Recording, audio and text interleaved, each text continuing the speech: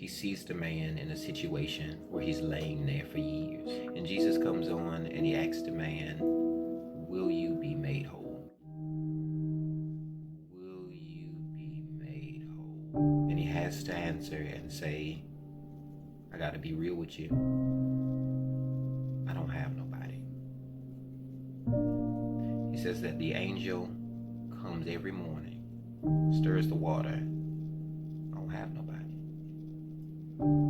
People jump in front of me in line, take the place. They would be cutting me off, and nobody comes to help me into the pool.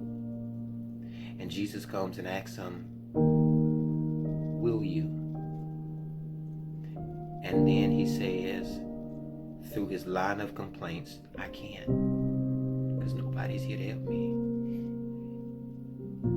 And I know that Jesus is a caring person. He's compassionate. He is not a God of fear, but he's a God of affection, where he would stop on his way to Jerusalem. That's what it said. It said he was going to Jerusalem and would stop by the pool of Bethesda, which was the name of the land that God gave Abraham the promise on, which was the name of the land where Hagar and her son Ishmael went, and God saved his life. He said, I'll stop by Bethesda and see somebody that the world has given up on, that Abraham would put out. He said, I'll stop by Bethesda today.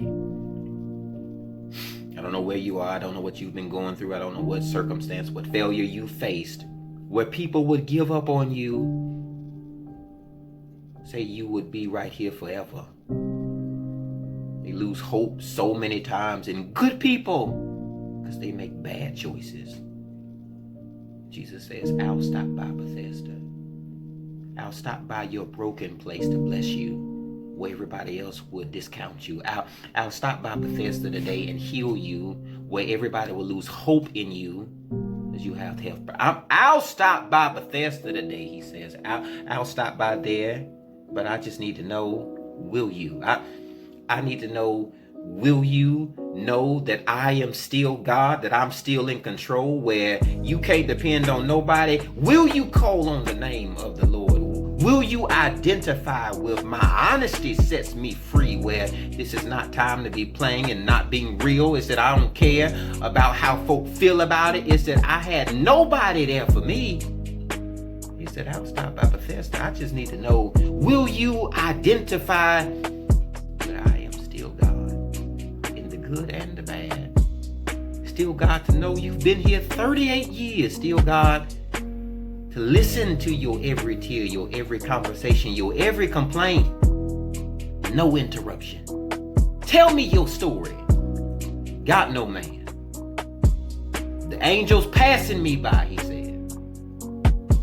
They blessing everybody else, and God's forgotten about me. I have nobody. And Jesus says, I see you lying there. Don't think I'm like everybody else. I'm not going to leave you there. What does he say to the man? He said, get up, comma, take your bed and walk. But first he told him, get up. Get up. Get up. I can't hear nobody. Get up from the place where people leave you and say, you won't make it there. You won't graduate college. You won't see the degree. You'll always be low man totem pole. You'll always be suppressive. Get up from the place where people leave you and say, you won't make it there. You'll always be wanting, dreaming, not building, visualizing. Get up. You've got to come up higher than where they would bury you. You've got to identify with that seed person that's deep down inside of you, that God would plant in your mind and form the idea that you have to grow past where people would leave you here. You have to get up. destined, you're anointed, you're gifted, you're called. You are for more than dying right here. Haven't you been here long enough? Ain't you been down long enough, suppressed long enough, in poverty long enough, been defeated in your mind long enough? Let's get up. And that becomes good news. That's not even confrontation. That is exaltation in Him. That you can get up in God. That you can get up and come back and make those people who counted you out count you beyond them. He says you'll pass those people that gave up on you, that were called a funeral home. They commission royal. They would be drawing the work out on the insurance claim. He says you gonna walk right past them and they gonna wonder, who did this? You ain't gonna be able to help but say, the one who stopped by Bethesda today.